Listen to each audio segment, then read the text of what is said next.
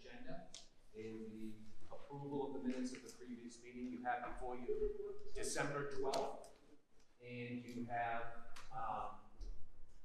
December 12th, and you have January 11th. So moved. There's also the one from December, was it December 7th? I'm sorry, December 7th. 7. I'm sorry, 7th. 12/7 and 1/11. Yeah. Executive session. Straight bread and butter. Those minutes are in front of you tonight. They were emailed to you Yeah. too. So if there's any discussion on Karen's motion to approve, and a second by Bill, discussion on the motion. Okay, sorry. What's that? He was called Levi. Okay. And the vote is, So all those in favor, if there's no discussion on those 2 minutes, all those in favor, approved? Okay. Roll call. A roll call, sorry about that. So, Alan Hamburg, see, yes. Humber, and John, Yes. and Betty Cavaco, Yes. Karen, Yes. Bill Cornishari, Bill Coney, yes, and Karen Edwards. Can Karen hear us? Karen Edwards? She said she'd go in and out of. Okay. All right. Okay, so we So have that's the approval. agenda, Yeah. we don't have the minutes, we have to do them all at once. All at once, that was the approval of the minutes on Thank the you. agenda. Okay, we're gonna move to public comment, and before I start public comment, Betty has her hand up. What's all of this? Okay, so, at this point in our agenda, we have public comment. The residents of Plymouth can come and make the tradition of 3 or 4 minutes of discussion from them. If people are setting up equipment to record things, whether they're part of the press, they have the right to do it. We can't impede them as long as they're not impeding this process. And What, who, like, what, Who is are this? they? Yeah, like, who are they? And who hired them to be here? Okay, so I guess as chairman of this committee, I can't question anyone in the room of who you are. If I ask this one person, I have to ask everybody in the room who they are and why they're here. I'm good with It's a that. public meeting. It's a public meeting where people can come and they don't have to say their name. They can just come in and sit down, and I'm not gonna ask them who they are. because They are recording. Yeah. I wanna know who's recording. Okay, well, that's something that. That's something that I have the right to Well, know. there are people in this room that are recording things in other ways. We have a recording, and we understand that the town, the CPC is If you wanna recording. ask these questions, you can. I'm not going to be asking these questions. Okay. Who are you? Then I ask who they are and who, I'm Art Edgerton. I work for Pembroke Town News. say that again? Art Edgerton. I work for Pembroke Town News. Pembroke Town News. Yeah, And who hired you? it's not important. Yes, it is to us. To us it is. And who are you? I'm a citizen of Plymouth. My name is Wes Ennis. Oh, Wes. Okay. So anyways, so I'm gonna go to, that's how I see it, Betty. I feel I mean, like Pembroke Town News, we're the town of I Plymouth. know, I cannot, I don't think I have the authority to question who's in this room and why they're here. It's a public meeting. They can come in and sit down. You may not have the authority to question who or why they are here, but you certainly have the authority to question on behalf of every board member here who is recording us. I guess until the committee forces me to do something like that, I'm gonna abstain from doing something like that. I think everybody should come in the room and sit down, and if they wanna take pictures, if they wanna take video, or if they wanna sit over there and write notes, I can't I don't stop. have a problem with that. And I'm I not just gonna wanna know question who they are. So, anyways, John's hand is raised. So, this is a public meeting, it was duly posted. This committee, up until 7 months ago, was meeting down in another venue down the street with no recording, no microphones, no cameras, no nothing.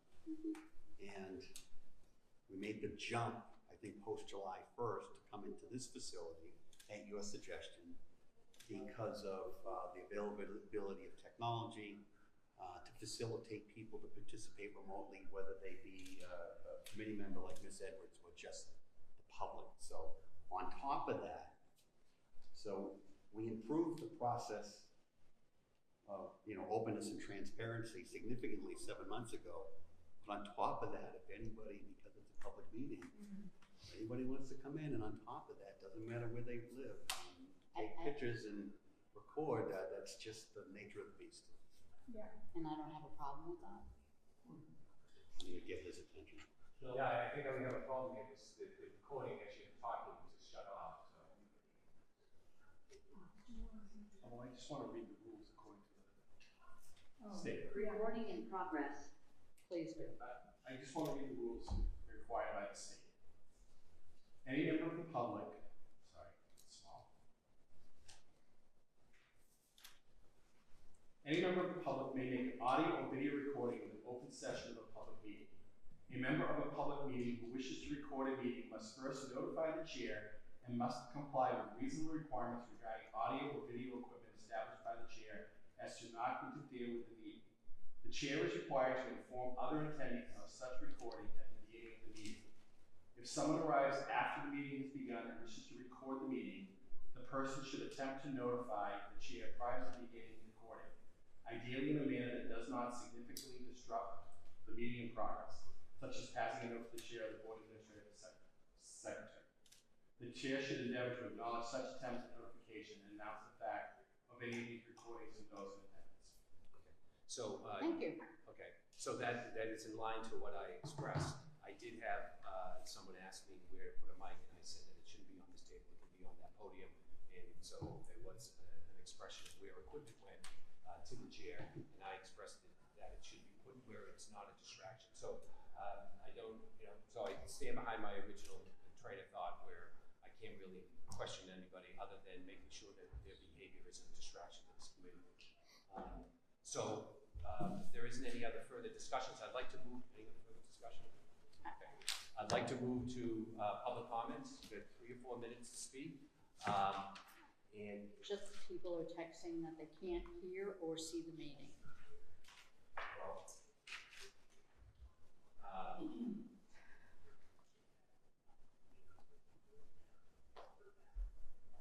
okay. Karen, can you hear us? Yes, I can hear you now, Bill. Okay, good. All right, thank you.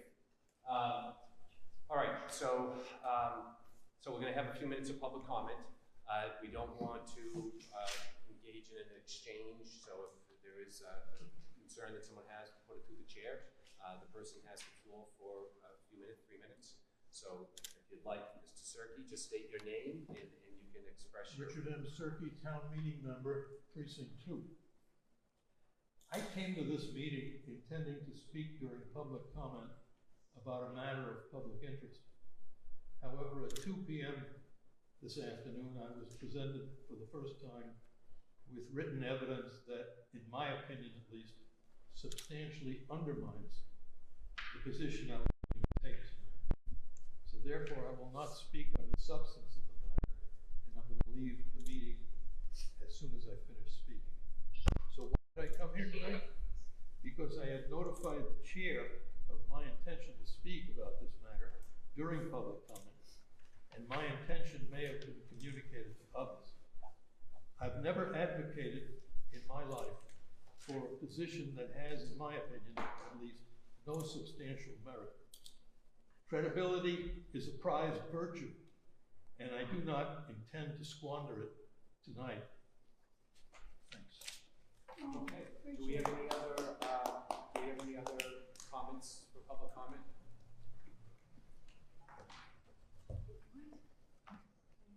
Thank you, Mr. Chairman. Just say your name. Joe Hutchinson, 14 Summer Sweet Circle, Plymouth, Massachusetts. I am here on behalf of my neighbors in River. I had listened to the select board on Tuesday night, and I took Harry Helm's message to heart. Harry said that he was talking about housing as a problem in the nation, in the Commonwealth, and in Plymouth. So we have a problem with housing. And what Harry said was, we're all in this together. That's what Harry said, and I agree with him. Manamet, North Plymouth, Town Center, West Plymouth, Cedarville, all of us, we're all in this together, not just Red Brook. And let's say a quick word about the Act. The CPA, the Community Preservation Act, Community Preservation, are discretionary funds. They were developed, or the Act itself was developed in financially difficult times in the Commonwealth, for strapped towns to use for the preservation of their community character. Open space and historic attributes, housing for all, there used to be poor farms here in New England. So all of those kinds of issues can fall off of the budget table in tight times, and so the Act was developed to provide discretionary funds for towns to use to maintain their character. And the Act has been used here in Plymouth most successfully, and is responsible, for example, for the Price Fire Center, for the 1749 courthouse, the Plymouth Center for the Arts. I mean, it's we've done ourselves proud with this funding source, and the rationale to create this fund was partially it was external to the general fund in order to ensure that important but not necessarily vital features of a town fell off the budget table in those tough times that I was referring to. So to that end, the Act was created, and the committee and the fund that are formed by it are independent of the administrative hierarchy of the town. And they're managed by an array of elected officials and either appointed or elected citizens. And that's so that the people who are doing the electing and managing that budget have a sense from the town. It also, the Community Preservation Committee makes use of an application and a process which approaches a standard. I have a complaint about the town and standards and appointments in general, but this one actually, I mean, the CPC actually has an application and a process that relies on careful and considered analysis of the facts of an application before it gets to a warrant. Article 16C, I sort of think of as a symptom. I've actually, on December 7th, the CPC earmarked a sum of $4 million of CPA funds for what looked to me like a draft proposal. It was rushed. The neighbors had virtually no time to inspect or make decisions about it. There was a flawed communications model in terms of advising the citizens, and I could go to great length about describing all that, but I won't. I only have a minute or two left. Yeah, no, we're down to. Give me one more minute.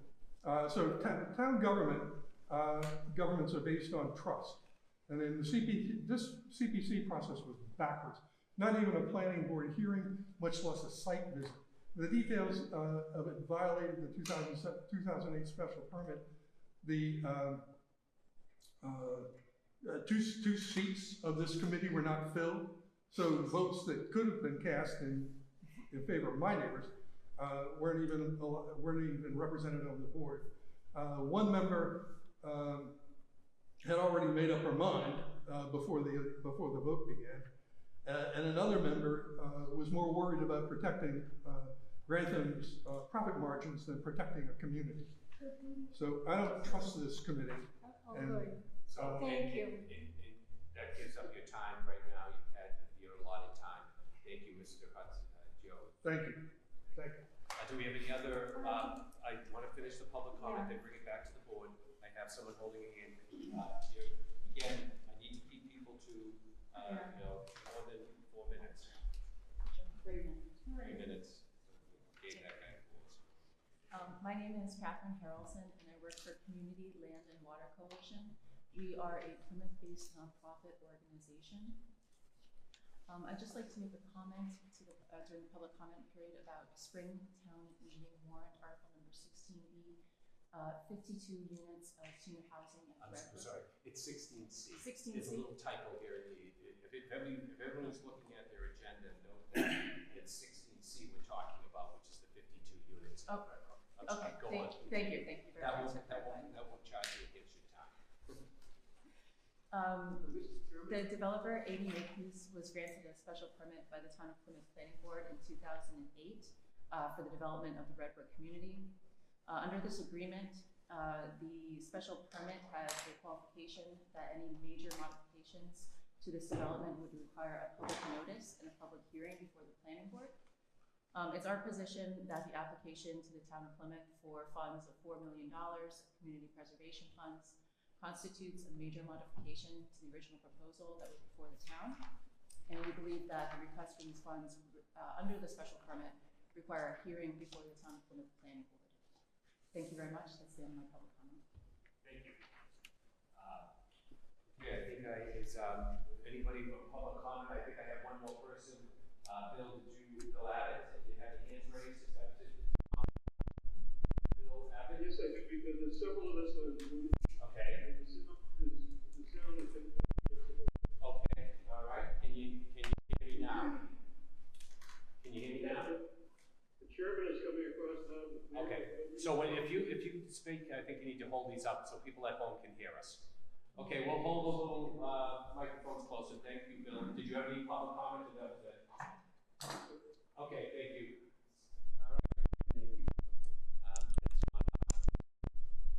All right, so I'm taking it back to the board. Before we move on, did anybody want to comment on yes, Karen? First of all, I'd like to say to the chairman of precinct, what is it, 17? Yeah. One I was does not, thinking of a resident. Okay. one does not need a full board to take a vote. All you need is a majority. You don't need a full board to take a vote, number one. And you keep saying that like it was illegal. It's not illegal. And I really think that Red Brook people have been led down a rabbit hole. First of all, it was clear to me last night that they did not understand how government works. And I was quite surprised at certain people, because there's no leadership there. We have to get along as a town. Red Brook moved in, the people moved in, it's a village concept. The Makepeace and Red Brook are trying to do the best thing for the town. What is it, 46 people? Elderly, 52 could get in under good housing rules, and now it seems to me that because you didn't like the first location, you don't like the second location, you just don't want it. Just be honest about it. You don't want anything there. I have listened to a couple of people from Red Brook that say, yes, we do like it. We do understand what it's all about. And we'd like it, we'd even like more. But they're rare. And instead of fighting this town like you are over nonsense, I'm really surprised at you. And I think that you've got to come together as a community. That's who we are. You don't live on an island. And you're giving your people the wrong information. Okay.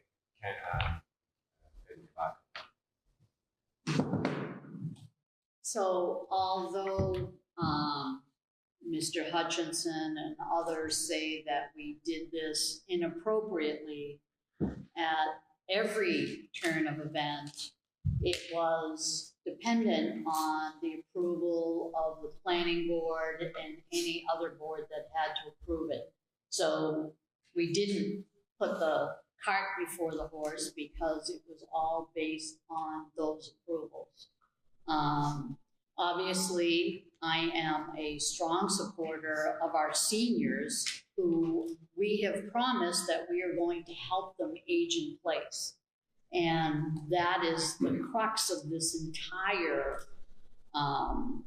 16C article. So I don't appreciate the rhetoric behind we are doing this, you know, in an improper way, because we are certainly doing it properly. And I am hoping that at some point we all do get together, because I don't know if you folks realize that the people that are on limited income, they are reaching out, and as one of our selectmen has said it in recent times, they're scared.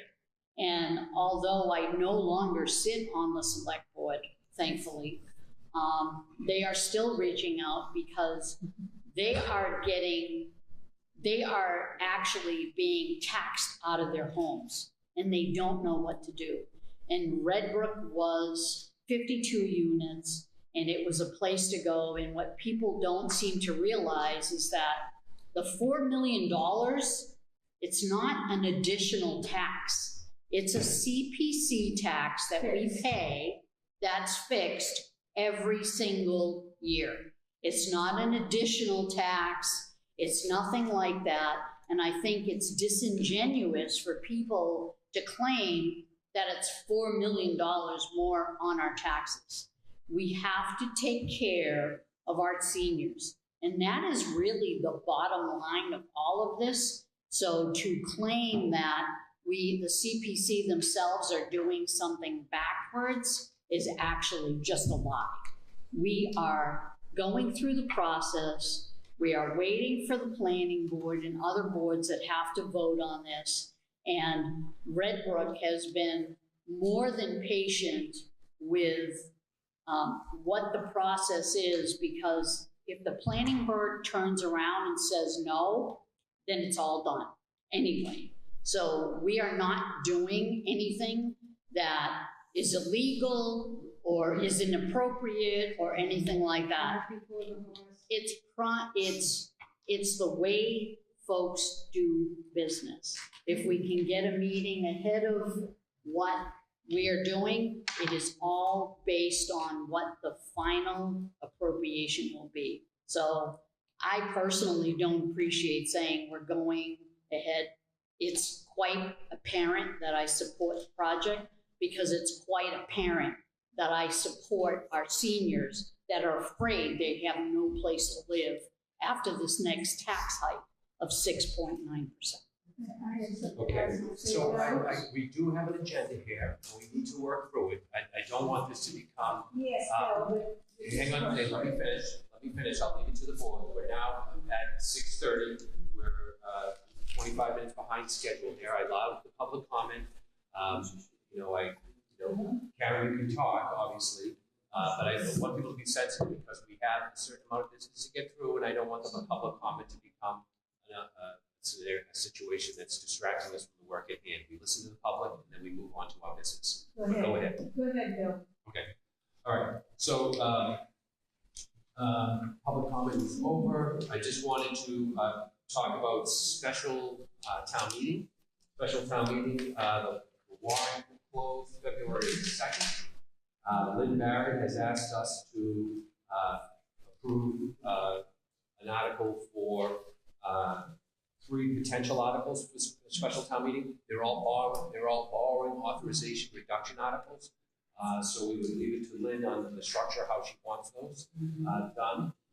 So she asked us to vote one for Pilgrim Hall, one for Stevens Field, and one for the Spire, potentially. She doesn't think she's gonna need it, but she thought that we should do it just in case. She can always withdraw it later in the process. But she was asking us to vote that contingent on her recommendation on the final amount based on Betty motion, no second. all those in favor? Discussion on the motion? Discussion on the motion? Hearing none. All those in favor, roll call. Alan? Yes. John? Yes. Betty? Yes. Karen? Yes. Yes. And Bill? And Karen? Yes. Karen, thank you. Okay, this segment of the agenda is, we always do this, once we vote on articles and we're sending them to town meeting, we put on our agenda an update as we make our way through the different boards and committees.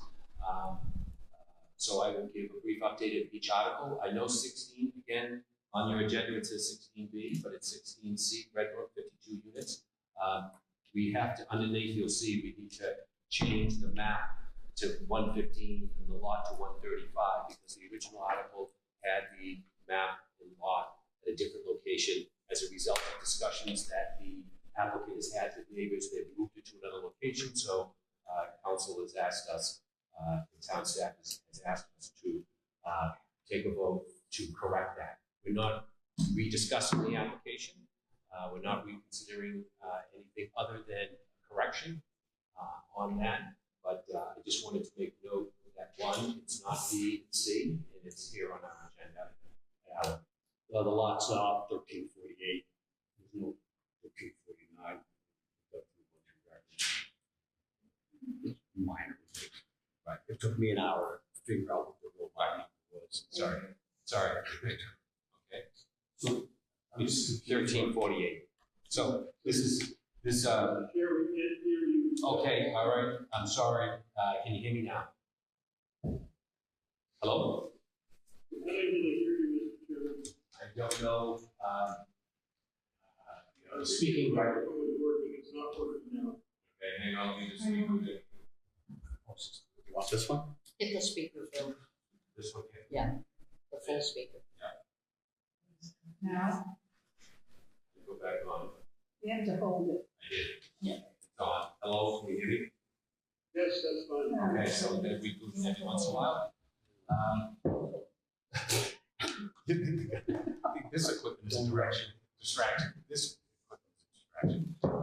All right, so so let me just take up 16A, just to let people know that 16A, the Housing Plymouth Area Coalition, 26 suites there. That is been approved by the Board of Selectmen. It was discussed at the FinCom. There was a question that came up during the Selectmen's meeting about the subsidized inventory count. This town staff checked on that, and because there's no lottery associated with these units, town staff found that it doesn't count towards the subsidized inventory, so there isn't a count there. And there was another email that came out from the Community Preservation Coalition. I called the coalition. I did not hear back from the coalition. I called again today and did not hear back from them. But they did have a chance to talk to Derek, and Derek did provide us, the coalition provided some language about shelters and restrictions, deed restrictions at 30 years. One, I would have hoped if I had a chance to talk to the coalition, and we had to talk. By the way, I did reach out to Kate, the attorney, with this question also. Kate, and I did not get back. I got an email back from her, but I asked her to call me. So when she made the calls, that we could make it very, very clear to the state, this is not a shelter. People are not coming at 5 o'clock at night, and coming in unannounced, and staying overnight, and leaving in the morning. This is transitional housing. It's temporary housing. Everyone that's going into this unit at 52 Industrial Road has to be qualified by the Commonwealth of Massachusetts, the Department of Housing, the Executive Office of Housing and Community Livable Conditions. That agency qualifies people. So there's a qualification process. So we are going to be asking for a restriction. It's in perpetuity. The owner of the property, who owns the property, fee simple interest, can give us that restriction in perpetuity. and they have agreed to do that. And so the coalition did put out some information that we're only getting 30 years. We can ask for more than 30 years, and they can give us for more than 30 years. We just can't take less than 30 years. So I think that we're gonna look into that further, because I think it needs further investigation, but it's clear on the count. But there is still some work on how we would accept the deed on the property. So I just wanted to make that clarification, because I know that the committee did get emails from the town manager on this subject matter, and from David and John. So you're saying now that it's clear in the count that the count is 0. Correct. Okay. All right, so building off of a few of the public comments, Mr. Hutchinson and others, I supported the initial article because it was coming with 26 affordable units. This community is under siege. I disagree with Mr. Hutchinson when he says we have a housing problem. We have too much housing. We don't have enough affordable housing. So a month or two ago, we listened to 3 articles, adding up to quote unquote 84 units. One of them was a traditional project that we've supported in the past, and the other 2, this one and the Redbrook one, were obviously boundary pushing on 1 or 2 variables outside of the box. And talking to a few of my colleagues today on this committee, when the vote was taken to support this article, it was based off of we were getting 26 units in return for a $3 million investment, which is significant. And that changes, that was a game changer for me. And it exposes, Mr. Hutchinson also references trust, you know, it exposes a flaw in the process. So when you look at the application form that we have, it references the amount of units. And on the application in multiple places, it says 26. I would suggest that we have to improve that application so that now, following that, it says how many units are in this project, 26 or 100 or whatever it is. There has to be a subsequent line that says how many of the proposed units are going to count towards the community's affordable housing inventory. Okay, I've never seen this happen before. And that would have impacted my vote going back the 4 to 6 weeks whenever we took that vote. So in the interest of openness and transparency, I was very disappointed in that one. It is difficult because I want to help people that need help, but this is, again, some of the same arguments that are being made against the Make Peace development with respect to almost a year of the CPA money's being used up. This is the same thing, but we're getting nothing in return. Okay, so I have a colleague on the select board, Mr. Canty, that believes that we can get to the 10% hurdle where we can say we can refuse any incremental 40Bs. We have 3 to 5 massive 40Bs in the queue that are going to further just exacerbate the problem in this community. The strain on services and the lack of affordable housing. And I just believe that if some of these come to be, we push another 1,000 units, which is distinctly possible, you know, the differential of 26 units might be that make or break that will put us over the 10%. And it's unfair to Ms. Giovanetti, you know, the entity that she represents. And this is something that has to be cleaned up at this committee level. And obviously, how we go about that is amending the application, but also, I see Mr. Brindisi, I believe there, is getting staff support in the saddle as quickly as possible. Okay, hang on.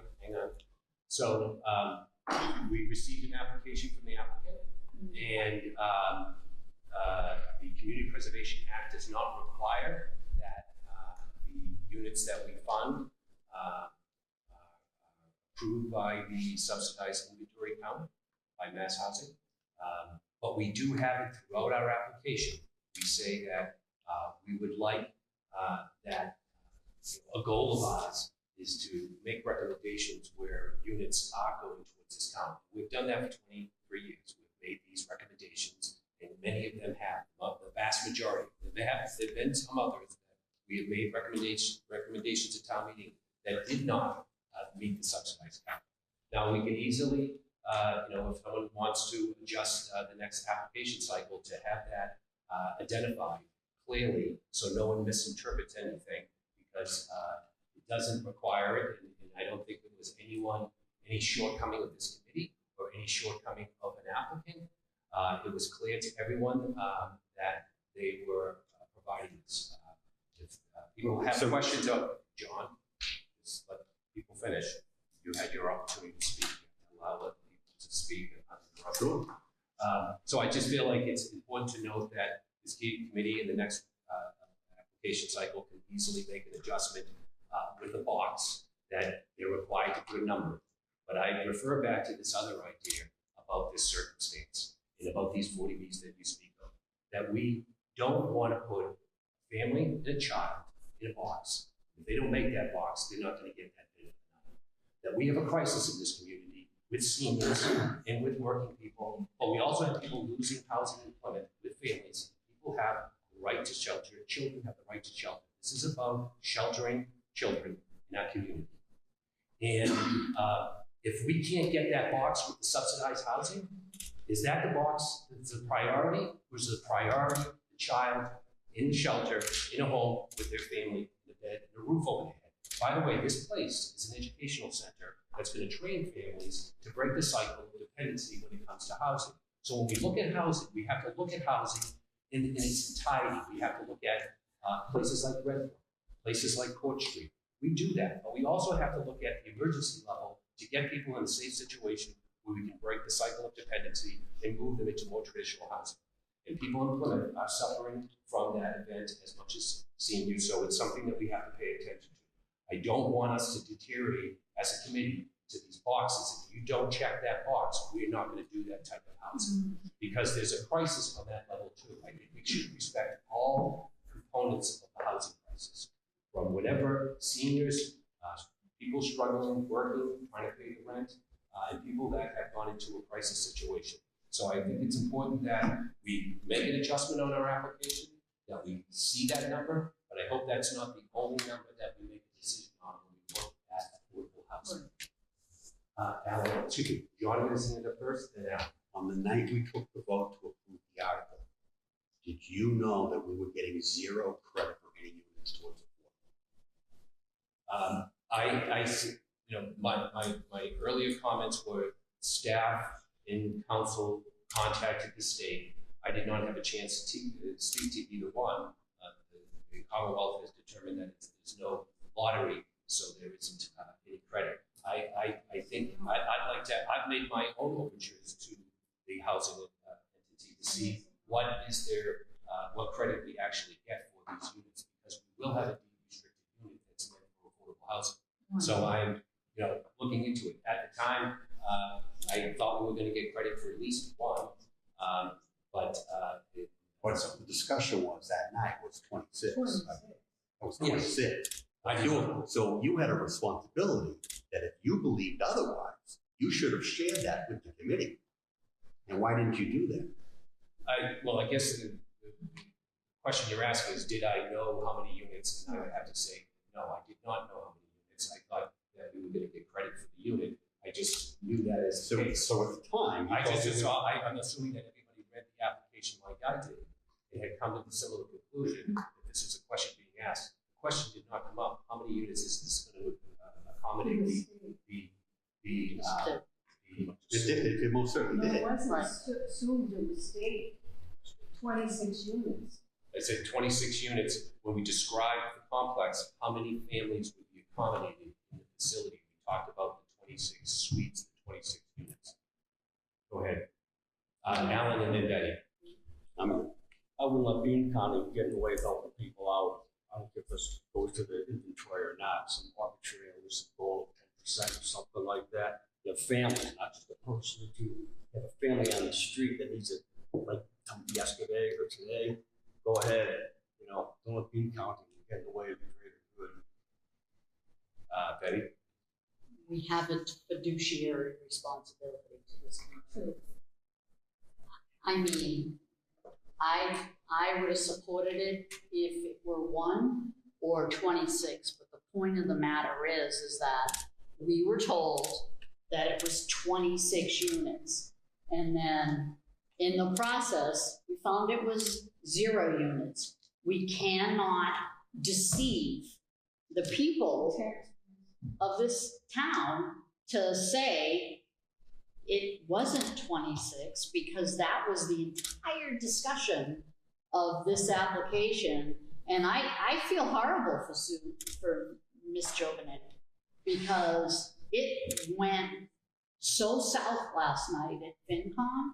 But the point of the matter is, it is our responsibility to say the actual fact of what is proposed, whether it's 1, whether it's 26, whether it's 0.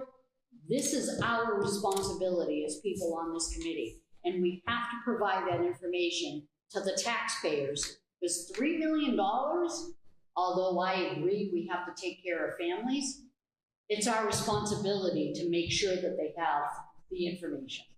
So I don't like the way this whole thing went down.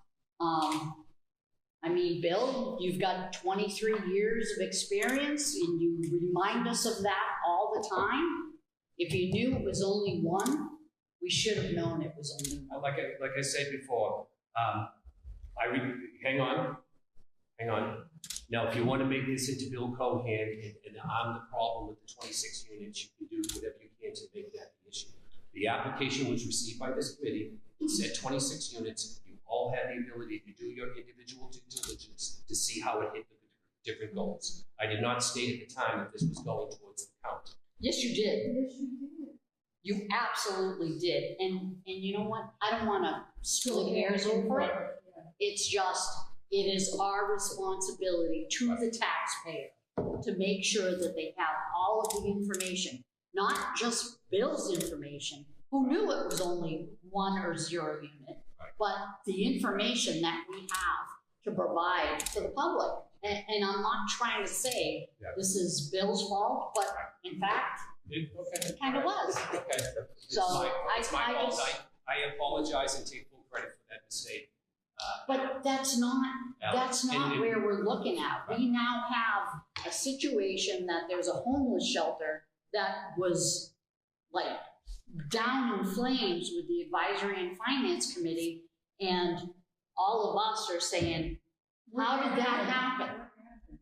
What happened that we thought we were gonna do 26 units, and good, bad, or indifferent, the town needs that amount of any amount of units to go through, so we're not like being killed with the 40B process. And like I said, I feel terrible for Sue, because I know how much effort she puts in it, but we have to be certain and provide the information, whether you know it or not. We need to know it. So going forward, we didn't get the votes of FinCom. We had some votes, not all the votes, but 6 to 8. 6 to 8. We've had worse odds at FinCom and gone on to town meeting. We've had and passed at town meeting. So our job will be going to the caucuses and being very clear about how many units we're getting in terms of the inventory count. So there's no misunderstanding. Which is 0, correct? Which is 0. But what is more important is the type of housing we're creating under the Community Preservation Act to cover that demographic. And we'll be clear in the future when we go to these boards and committees. We've been clear. When the selectman asked the question, we deferred to council to get clarification. I did not state at that time that it was 26 units. I thought we were going to get credit for at least 1. And then when we went to FinCom, that's what I did at the selectmen's meeting. It's important to note that when I was asked that question at the select board meeting, I made it very clear to them that I deferred to council on that matter. And they came back with that answer. And I made that known to the FinCom last night, the status of that question. But you didn't make it known to us. We are the board that pushes these things forward. And you know what?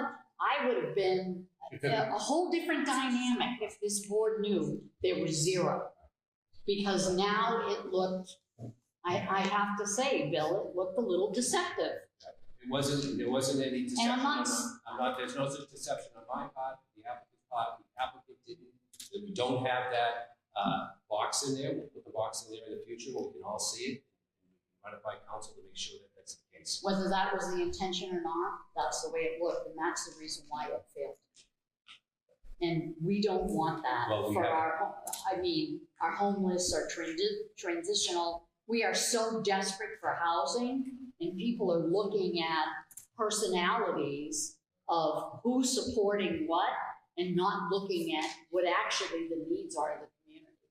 Our seniors and probably our homeless people that have children and families are horrified right now at the actions that were taken last night. And we did not look like we had it together. That's the problem. We want to push these things forward. We want to be able to use CPC funds for it. And I honestly feel horrible for both of the articles that were tanked. And they were tanked. All right, well, because if you want to put on the agenda a critique of your chairman's performance at these delivery, you can put that. You're making it personal. What it is that we need to do what's right for the community, not Bill. It's all of us, because this reflects on all of us. So do I want to put something on the agenda that updates the application? 150%. Let's do it. But this isn't about what Bill feels or how I feel about Bill. So, Betty, you're interrupting me. I'm not able to finish. This is not about Bill. I didn't say it was about Bill, but you're obviously upset with me about. I am not upset with you. I am upset. Betty, you have to let people finish. This isn't really. You didn't let me finish. No, you interrupted me. So I just at a certain point. This is not about.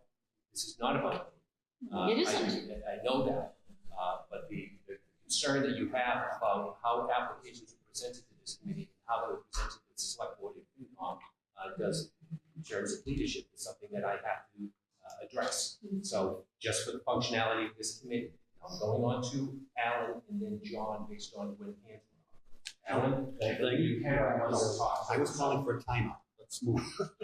So all I'm gonna say is the application provides housing for 26 families. What more than they don't want? That's gotta be good, right? Forget the past. Yeah, thank you, Alan. Karen, did you want to say something?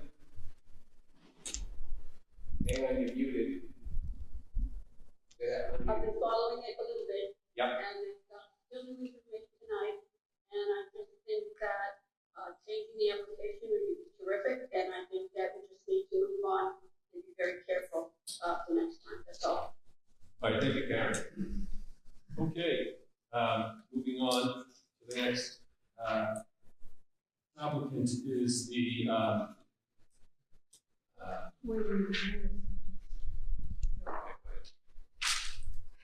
We're all trying, we all are, and I know that.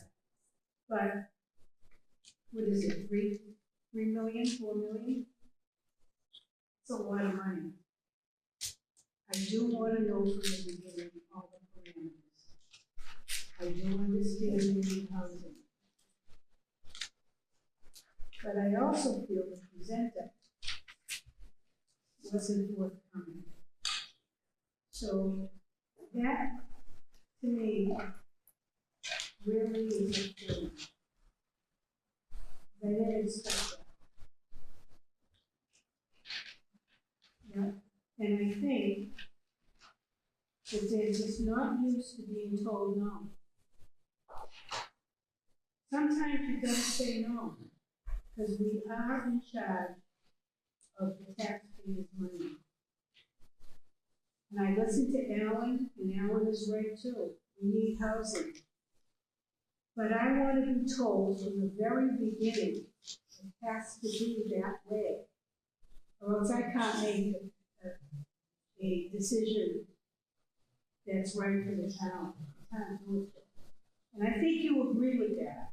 I know you do. So I think John's point is valid, Betty's point was valid. We're all trying here. But I want presenters to know they better come in with the facts. Because I will not pass anything that I find out that's not. Okay. Thank you, Karen. I think we've allowed enough discussion on this matter. And one Would more you ask comment. us to move on to the next point? I have just one comment to make. We're all in this together. This isn't about Bill or anything. We are all in this together. And I want you to understand that. And I mean it wholeheartedly. We are all in this together. And we have to move forward as a committee that wants to do the best that we can for our community. Period. And I will end it with, I hope those words are as truthful as you can be, because if we are all in this together, we're going to have each other's back. We're going to be honest with one another and work with one another and communicate with one another. Exactly. And so that's how that works. And when a committee deteriorates into a circumstance that's difficult, where people aren't talking and not interacting, it becomes problematic. So I hope those words are carried out in the future, Betty. Because if we're all working together, we can address these issues more effectively. So let's move on to the next update, and that is for 16C, and that is for 134 Court Street. That's 6 units at that complex. And the article was presented at both meetings. It's pretty straightforward. We've worked with the applicant on 2 different occasions, so this is the 3rd project. I think most people understand how this works. He basically is doing something very similar to what the grant group is proposing, building the building, maintaining the building, and restricting the units. But we're buying down the cost of those units, those 6 units at 960. The board seemed to be very faithful to this model. We have great confidence in the applicant, so that one seems to be moving forward nicely. 16D, which is the recreational category, town brook trail enhancement, that has found full support. David Gould has been able to walk us through that process of what the scope of the scope of the renovations will be. Also walk us through the process of what grants he might seek and in what fiscal years he can begin work and what money he will need, so that money can be expanded out over a period of time in relationship to the work he's doing and the grants that he's seeking. So we do have that. The bothering authorizations are all fine. They're both of them for Pilgrim Hall and Stevens Field. Lynn has presented them, and they are been approved. I have a question from the board member, Karen. Sorry. Go ahead. Karen? Your hand was up? Yeah. Hey, did you want to say something? You want to say something? No. Okay. Yeah, I looked at hand up there, we thought. But not, it's gone now. I think it's the cursor, isn't it? Yeah. Oh, it's the cursor. Cursor. Didn't do it. All right, so both those articles seem to be doing well, and finally we have our administrative article that is seeking, has all approved. So things are good on that end. Bill, can we discuss Red Brook? Can we go back to that? Yes, so Red Brook, the 52 units at Red Brook. Yeah. Yes, so I guess we have to take a vote here tonight on the map of the lot. So if someone wants to make a motion to take a vote on that, we can have a discussion in the motion. Because we weren't really reconsidering any of these articles or rediscussing these articles. We did have some comments that the committee wanted to talk to, clarification on Industrial Parkway. But meantime, we do have to take a vote to change the map and the lot. If you want to make a motion now, we can have a discussion on the motion. And we can talk about these then things. I can ask the question. I'll make a motion To approve to approve. the new map and lot. Yes. Okay. Second. Second, discussion on the motion? Yes, I have some questions. Where are we now with what happened at FinCom last night? So, Redbrook is moving forward with the Grantham Group to continue this project. What can I hear? I mean, right now, we're having a discussion to the board, Yeah. so I don't Yeah. wanna, like I said, I don't think there is any need to further discuss. The committee has taken a vote, we've sent this to the select board has voted, FinCom has voted, now we'll go to the caucuses will discuss it, then we'll go to town meeting, and then we'll vote on it.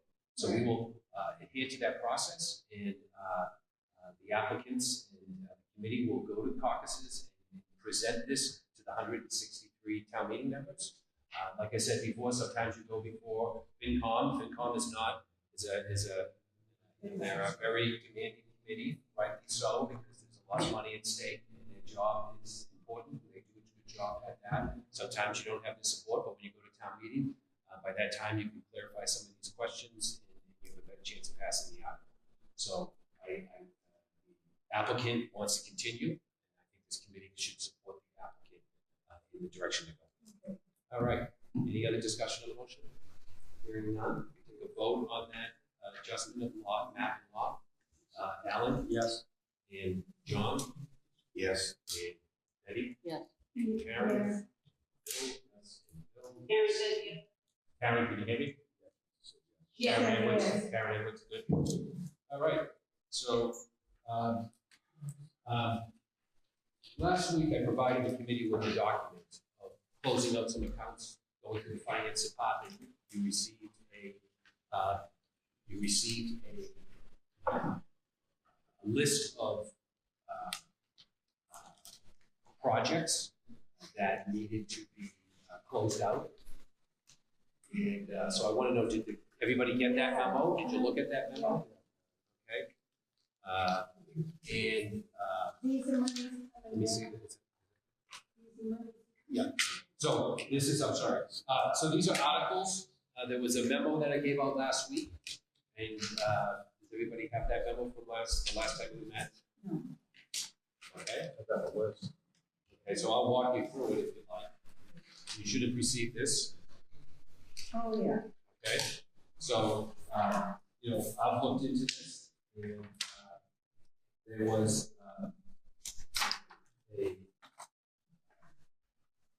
this one is the first on the list. You can write this down from 2007. Article 16D is $45,900 sitting in the account. Now, we had worked with the Plymouth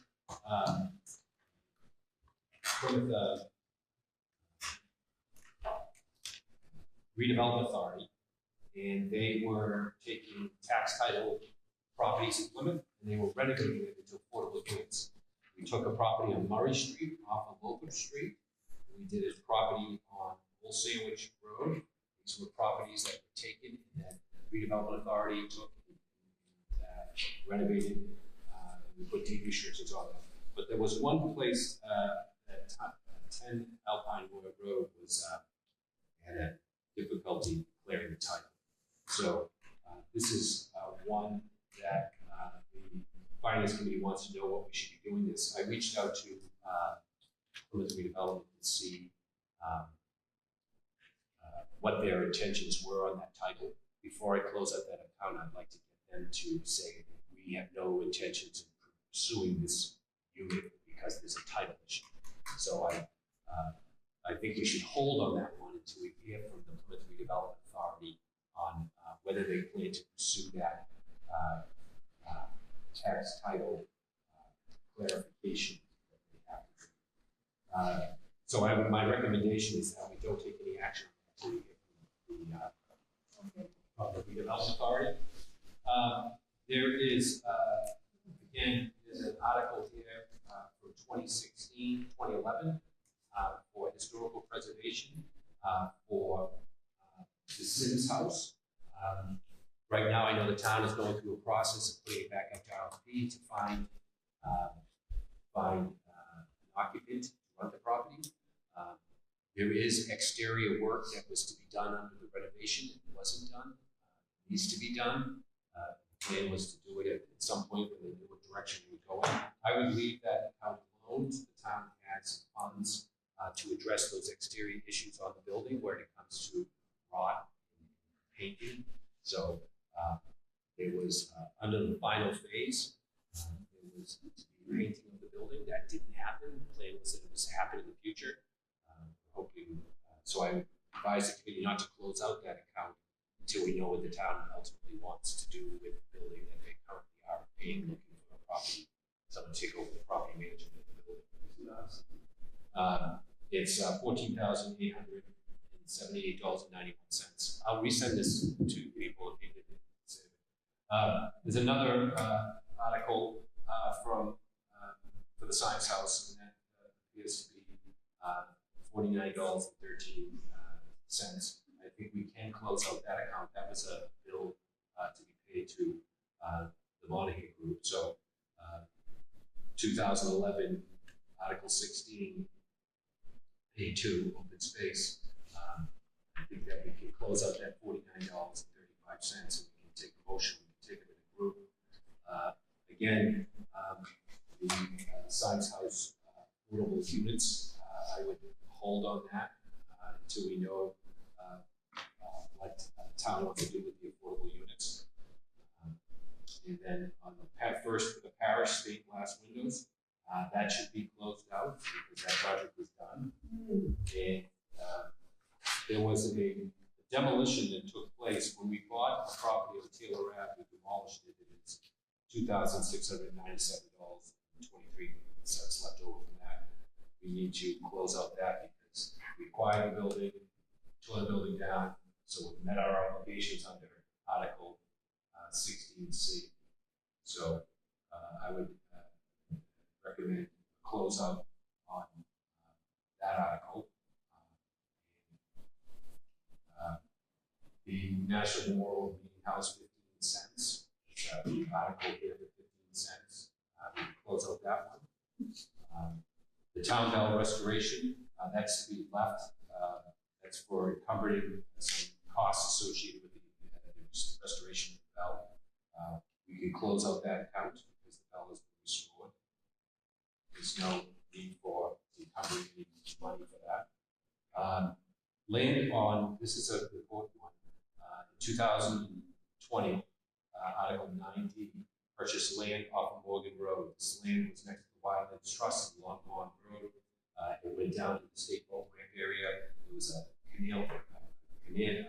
trail connecting piece. That property was, we were hoping to buy the property at $80,000. The owner of the property decided to sell to someone else. And so that should be closed out. I did talk to the Wildlands Trust because at one time they were going to try to add to that 80 to bring it to 100 to see if we could get the buyer to sell at 100,000 because it only appraised for 60,000. So we were getting quite higher than the appraised value. It's an unbuildable piece of land on Morgan Road behind Wildlands Trust, heading down to Oren Line, heading down to the state boat ramp. There was a little piece there that we were hoping to acquire to buffer the trail that takes you towards the state forest. That one, after talking to the Wildlands Trust and talking to the gentleman who purchased the land, seeing if there's any interest in selling to us, he's indicated no, so we shouldn't be holding $80,000 in that account. We should vote to return that to the CPA to be allocated for other purposes. There's 19 cents left over from an endowment fund for the Wildland Trust and the conservation restrictions that we do. When we give out conservation restrictions, there is a burden of enforcement. The Wildland Trust takes on that burden. When they accept a property, they take on an endowment and put it into a fund. That fund generates money to be able to pay the staff to go out and make sure that the property is being utilized the way that the restriction has been written. So for some reason, there's 19 cents left in that. What I'd like to do is, if it's okay, to send around an email to the recommendations on this, resend this document, and then include what I'm recommending that we wait on and what we vote on. We can take it up at our next meeting. There's no rush here. Okay. What's the total? I'm just the total that we, right now, what I'm recommending is approximately $83,000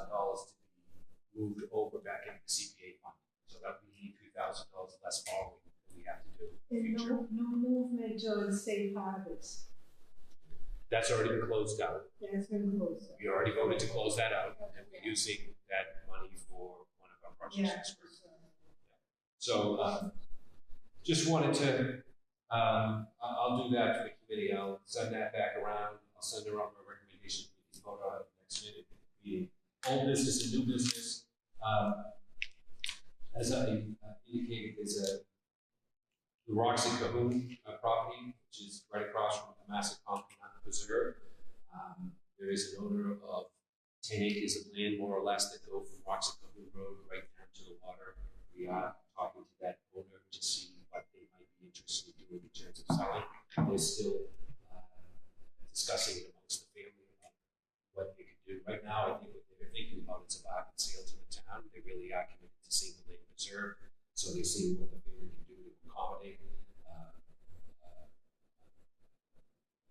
move forward. Black Cat Road 2, as we know, we voted to send it to town meeting. We had to stand down because the owner wanted to wait for another. Actually, the owner is willing to sell it to the town, but they wanted to hold off on this cycle. So they stepped down a month ago. But I keep it on the agenda because I don't want people to forget about it because it could come back and fall down. There was an application I submitted that was submitted to the committee that I gave out to everybody. It was the St. Catherine's Park. We all got that application. And it indicated that the owners of the park wanted to sell an interest in their real estate. That is the development rights. I did indicate to the applicant, do you have a price in mind? They said no, we thought we would do an appraisal through you. I said that we need to, before we begin an appraisal, we have to know what the scope of the appraisal is. What are you selling? Are you selling the park fee simple for the town? Or are you selling an interest in the real estate for the development rights? If you do sell a development rights, can you sell it? So I posed these questions back. I'll revisit that now again with them to see what their answers are to those questions, because it's hard to move on this application for a future town meeting right now unless we want to know what the value is to what they're intending to sell. I have a question. You and I were there when that whole thing happened, when they bought St. Catherine's Park, remember? Yeah. And didn't they take a 99-year lease? I don't know if it was a 99 land. I'd have to go back and look at what Drake Hyde did. It wasn't something that went through this committee. No. It was something that was separately done between the private owner of the land Yeah. and a private nonprofit. Right.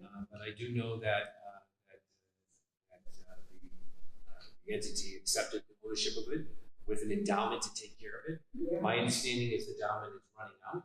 It's about 2 to 3 years from not having any money. I was surprised to hear that because I thought the endowment was set up to generate a certain amount of revenue per year to mow it and take care of it. So we have further questions for it, but what I would recommend is I go back to the group and ask for a clarification on what interests in real estate they're selling, so that we can have a further discussion around an appraisal process based on that. The thing of it is, Bill, they promised that they would take care of that park, you know, and I think to put that burden on the town now is, I don't know, I gotta think about that very carefully. Well, that will eventually be part of the decision-making process of whether or not we entertain the application. But I think that between now and then, we should do everything we can in regards to our due diligence to find out exactly what this application means. We just had a discussion about an application and we felt like we didn't have all the information. I'm suggesting that we go back and get clarification in writing from them about the status of what they're planning to sell us, so we can make a decision based on that. Okay. I did get a call, and just to let people know, I got a call from an entity at Gurnett. The town has decided to decline the ownership of the land in the lighthouse. An organization has applied for ownership. There is an entity that is made up of people in the garden. They have an organization that's currently looking after the bug light. We call it the bug light. Duxbury calls it the Duxbury light. It's the red and white lighthouse in the harbor. And they are required applying for funding from us to take care of the building. So the lighthouse is eligible for CPA funding, and so they called and inquired about this possibility. I sent them an application and said, feel free to fill it out, because every time someone calls us and inquires about CPA funding, I always encourage them to fill out the application, put as much information in as possible, and get it to the committee so we can have a discussion. But I just wanted to alert people to the people that are applying for ownership will be coming to the committee looking for funds for the preservation of the lighthouse. Yes. So going back to the site visit, I talked with Mr. DC, town manager of this community, and David Gould with the department head. That entity made it clear to the 3-person delegation from the town of Plymouth that they were controlling that site to restrict access to the public. Oh, yeah. Okay? So Yeah. I understand if you didn't mention it in your phone call, William, but I have no intention of investing 1 penny in that lighthouse out there. If they're not opening access to that 7.8 acres, the taxpayers of this Yeah, they're getting our money. you've got to be kidding me. So, yeah, so if obviously when an applicant comes forward, the conditions that we put on that application as a condition of going to town meeting, because we'll be asking for access. Obviously, we have to get a historical preservation restriction. That's the requirement of the statute.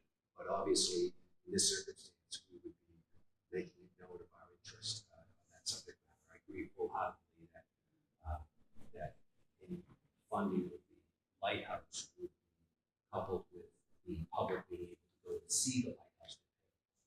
So obviously, every historical preservation effort involved is limited. That's had a public interaction component. So this obviously you can't ask for CPA funding to preserve the building, but keep the building away from the people. So it'll be something, we'll see what happens. They have the application, we haven't received anything, so I just wanted to alert people to that. Other new business, I haven't heard from anything. Maybe John can talk about this. I know that the town manager was looking for staff support for the committee of recent chairs, the CDC to divide their time. I guess it was reported to the select board that they had identified someone that was willing to do this work, and they were offering that person a position, and they would know more on Friday. That's what I was told. They made a job offer to somebody. They're just waiting for a reply. So we'll wait to see how that goes. And then going on to New business. what's our, yeah. You know, I know this is probably not gonna be popular, but I think we need, as a committee, we need to have a discussion about the Science House. It's languishing over there, and good over there on that. So we can put it on the agenda for the next meeting? Please. Okay. And then earlier tonight, we were talking about some account balances. There is money that was set aside for the exterior restoration of the building. And under phase 2, which is the final renovation of the building, there was money that was left over identified for painting, puttying outside of the building. That didn't happen. The money sat in that account. And so earlier tonight, we were talking about that closeout that was suggested. What I'll do is I'll put it on the next agenda so we have a discussion on that and ask Lynn to identify all remaining account balances for the work that was going on there. Because the work that came in under budget and on time, we identified that portion of that would eventually go to the painting and the putty and the painting of the building and dealing with some of the drainage issues around the building protection. 14. Now, if we decide, let's just say we decide that we're gonna, where does that money just go back into the CPC fund?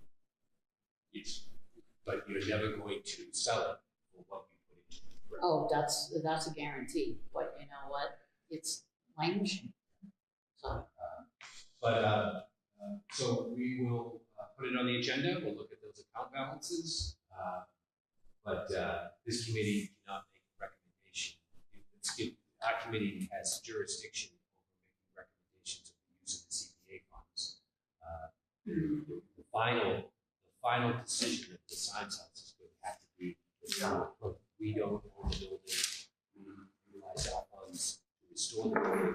The building is owned by the town of Plymouth, in town meeting. Really, we want to have a meeting about what funds are left over that are under our jurisdiction and what to do with those funds in relationship to the building. I think that's an appropriate agenda item. But if we're going to put the Science House on the agenda, just kind of have a free-flowing concern about let's sell it, that really doesn't belong in at this meeting. I would think that we reconsider that idea, that we specifically have an agenda item to look at what the account balance is of the Science House. Because I think the decision of what to do with that building really lies with the public, the town, the select board, the town meeting. John and Karen, did you have anything to add? So the town manager is currently engaged with a local nonprofit with respect to that building. I would qualify this as being in the Hail Mary range. Okay, and we're getting to the point, building on Betty, with running out of options, and if this Hail Mary doesn't work, you'll probably, could be months down the road, see an agenda item on the select board meeting on this topic. Okay, all right, so then Karen and then So can we give that money to the town if we decide to do any fix-up of the signs before they, let's say the people want it and we just give the money? So we wouldn't give anybody any money, but the money doesn't get awarded to them. What would happen is the money is there for the building committee to go out to bid to have someone pay that bill. Okay. So that was the understanding that the money that was left over would be eventually utilized by the building committee to finish the job of phase 2. So if the town decides. They could do that, but in the end, that money is in the control of this committee. So, we would have to note that they're going to use that money for that purpose. Yes. In the end, Lynn Barrett is always reminding us when the town meeting takes an article and they vote on it to do something, and those bills come in, it's her job to pay those bills. The building committee decides to go ahead and pay that with those funds. And Lynn thinks it's appropriate. She has indicated that she thought it was, that event could happen. But it doesn't hinge on us because the action of town meeting is over. Yeah, I get it. So my thoughts were that seeing that we are in such an awful position with affordable housing,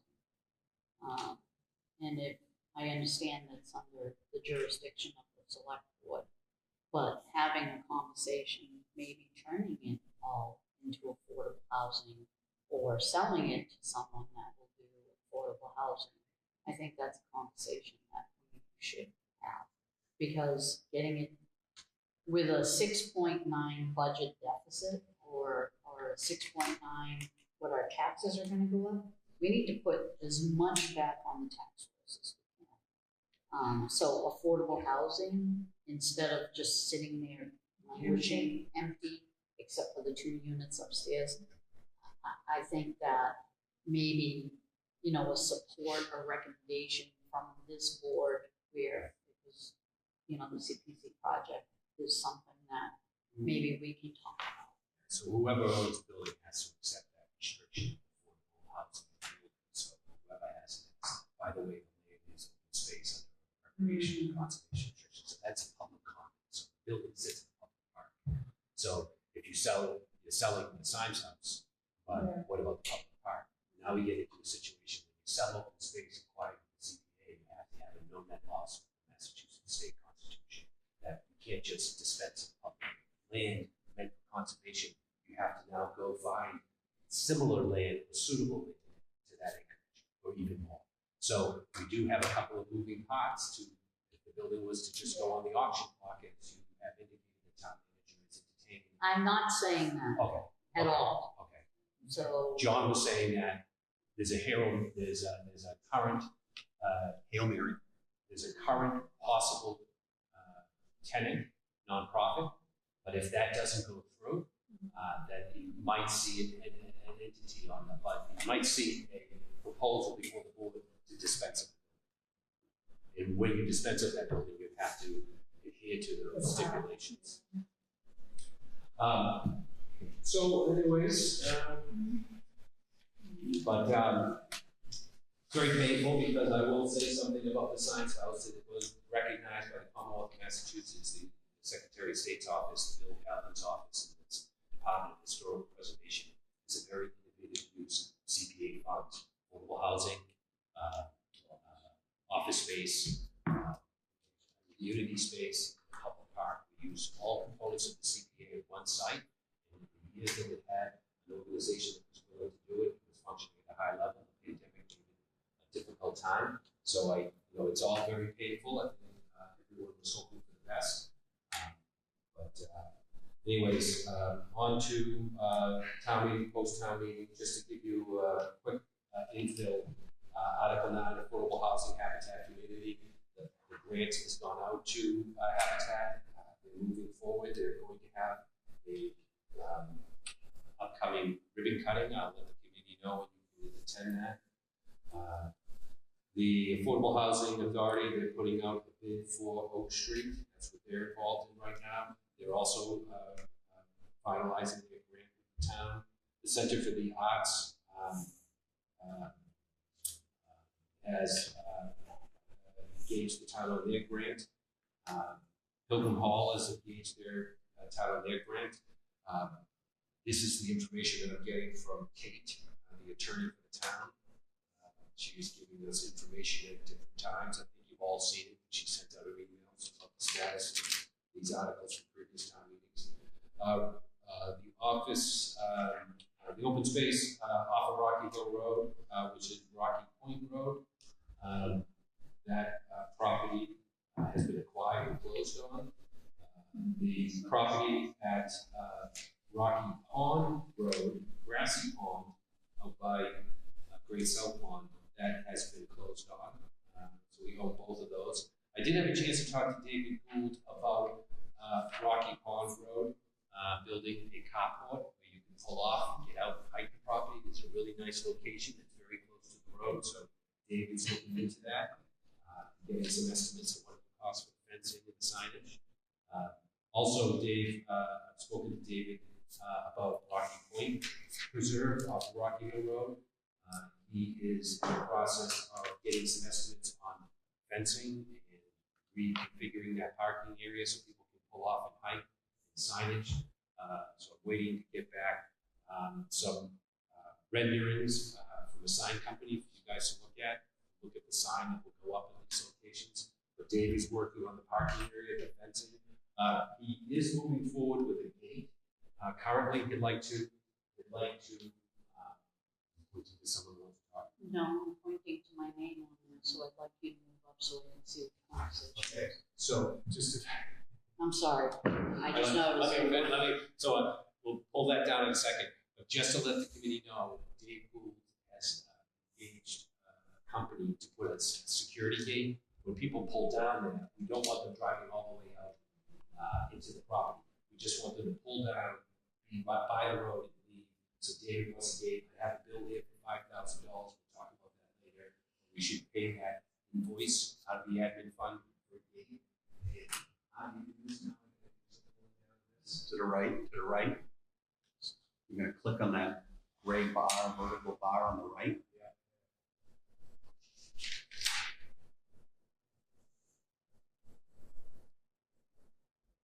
Go up.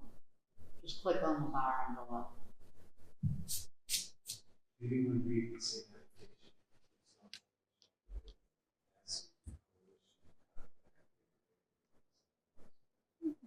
I don't know.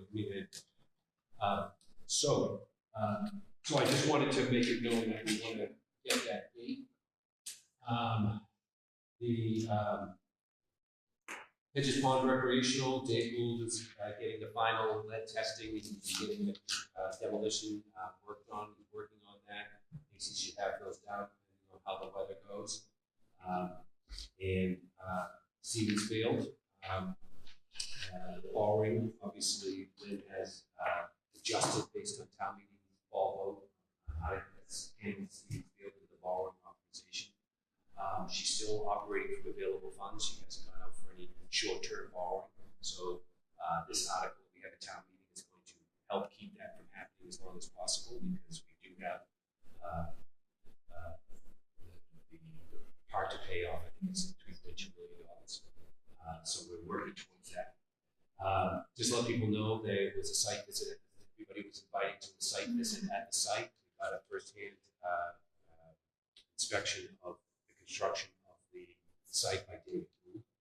So Stevens Field is moving along. That would conclude my update on that. If there's any more public comments at the end of the meeting, public comment. If you could state your name. Steve Lyden, Precinct 17. I want to thank Betty and Karen for educating Mr. Hutchinson. I can't believe that you would think you needed a full board to be able to vote. He's chairman of a committee. He's been on enough committees. You knew that. I also want to thank you for giving him the information, Betty, on how his community meets and how you would not violate any kind of rules about not having approval from the planning board and the rest of the boards on Redwood. He's been perpetuating this information at our last caucus and for forever. At our last caucus we had on Monday, it's null and void because Mr. Hutchison didn't bother to use the town Zoom, so we had people on Zoom who couldn't attend the meeting. So all the votes we've taken are null and void, and the meeting, he's wanting another meeting soon. And I will definitely bring this up, the information that you gave him tonight, because there's a lot of misinformation going around in this caucus. Thank you. Thank you. Okay, hearing any other public comment? Seeing and hearing none. I would like to, as I mentioned, on the new and old business, this bill, someone wants to take a motion to pay it. It's an invoice for the gate. Second. Do I have a motion by Betty, a second by Karen? Discussion of the motion. Hearing none, I'll take a roll call. Karen? Yes. John? Yes. Betty? Yes. Karen is, and Karen Edwards. Karen Edwards is nodding, thumbs up. Yeah. Again, thumbs up. And Bill. Yes. Okay. And Bill. So, we'll pay that invoice. I did include just one other thing. I included in your packets tonight a memo that people should look at. It really is helpful because what Lynn has done is broken down the estimated annual CPA revenues for fiscal year 2025.